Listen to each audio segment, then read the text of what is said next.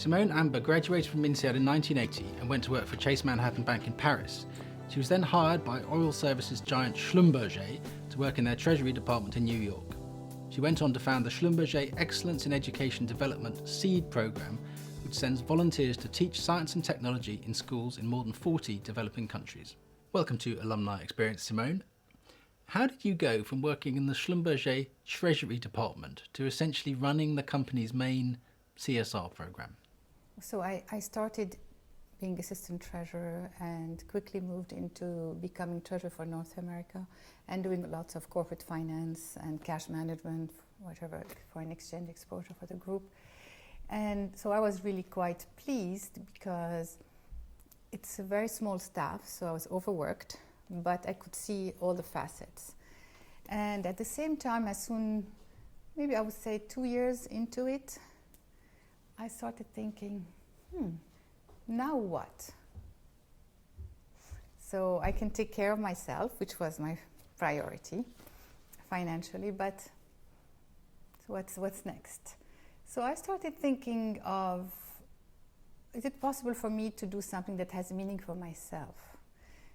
And can I do it while staying in a company as opposed to go into non-for-profit? And at the time, the non-for-profit were not as advanced as they are now. I was concerned by, lack of efficiency, professionalism, etc. So I thought, I stay in the private sector, but what can I do?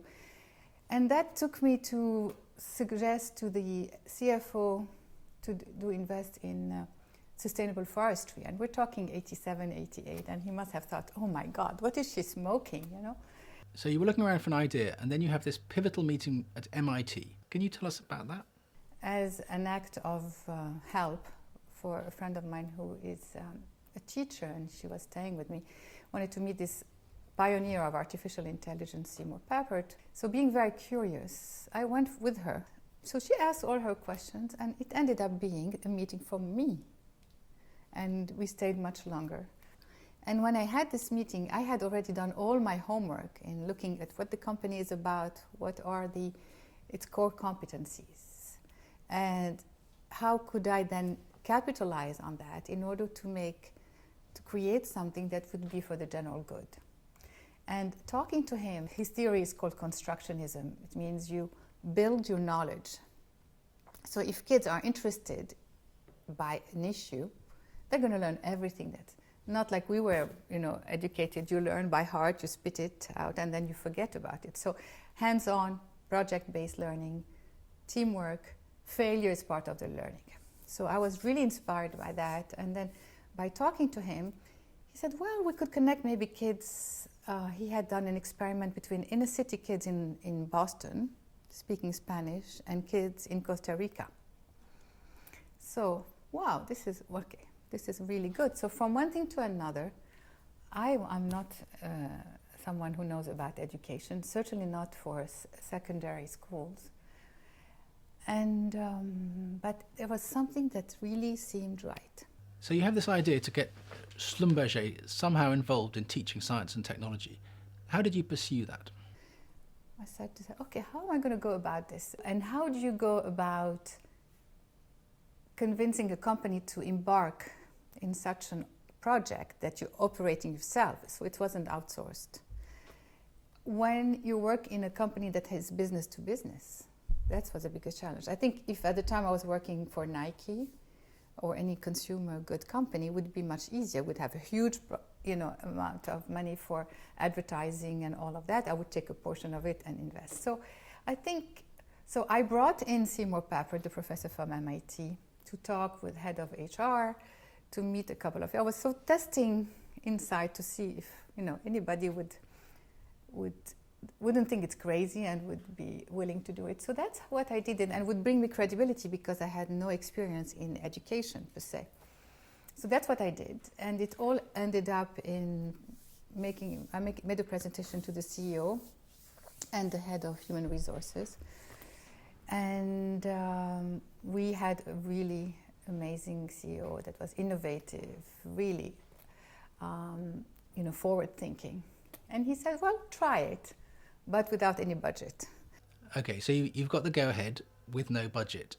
How did the idea take off from there? one thing that was very important is that I knew I wouldn't have a lot of money. So I decided we're going to create a volunteering organization. I mean, the project would be based on volunteering. So I was the first volunteer because it was my night job to create SEED and get it running. That was my big question mark. Would other people follow? Because even though it could sound like a generous idea, in a way it was a very selfish idea because it was a deep need I had to fulfill.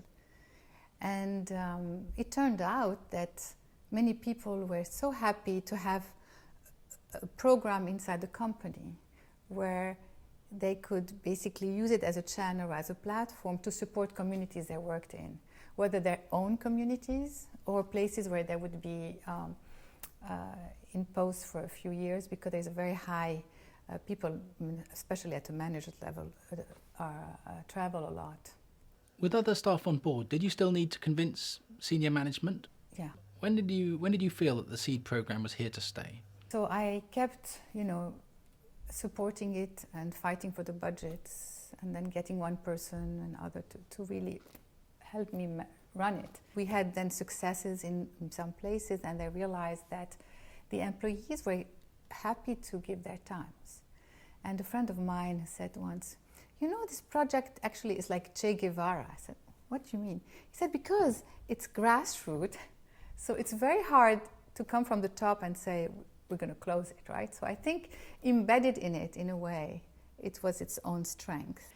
And I think in 2000, I think, the CEO somehow said, well, do you want to make it your day job? It was like, oh my God, that was not planned either.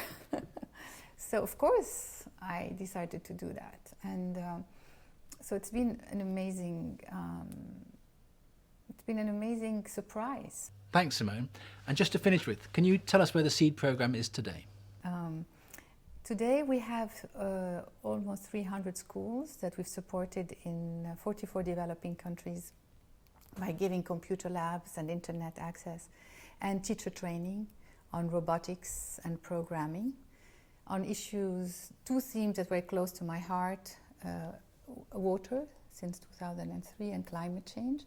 And then we have another 1,000 schools that didn't receive the computer labs, but are involved with our teacher training and other activities. So, and now we have a really nice team that's running it. So I'm become sort of the founder godmother.